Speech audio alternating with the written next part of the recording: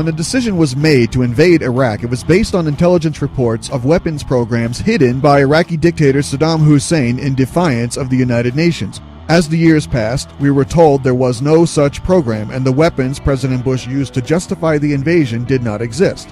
This has been a constant go-to point for the left ever since. Well, let's set the record straight. In August 2008, a small team of military technicians was tasked with destroying a buried weapons cache found near Taji, Iraq. When they detonated the munitions, the explosion uncovered even more shells buried deeper in the Iraqi sand. They swabbed material oozing from a crack in one of the shells to discover they were now dealing with sulfur mustard, a deadly chemical warfare agent that once inhaled literally burns the airway and lung tissue.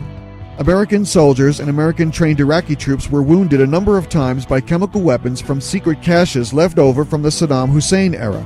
Under the Freedom of Information Act, heavily redacted documents were obtained that say over 5,000 of these chemical warheads, along with other shells and aviation bombs and munitions, were secretly found but not reported publicly. Military personnel were ordered to say they found, quote, nothing of significance, unquote.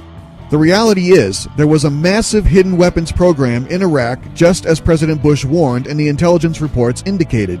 In fact, when President Obama was briefed on the whereabouts of Osama bin Laden, CIA Deputy Director Mike Morrell told the president that the evidence of Saddam Hussein's weapons program before the Iraq War was not just stronger, but much stronger than the evidence that bin Laden was living in the Abbottabad compound. To this day, Democrats, for political purposes, refuse to admit President Bush was right and routinely criticize the Bush administration and insist America's credibility in the world has been destroyed and needs to be rebuilt. But the weapons were being found and destroyed up until President Obama abandoned Iraq. What is most worrisome is that the Islamic State now controls much of the territory where these weapons were being found, and who knows what else is still out there.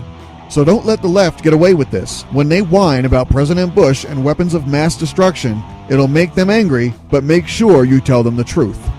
Thanks for listening. Don't forget to subscribe and donate at theraywarnershow.com.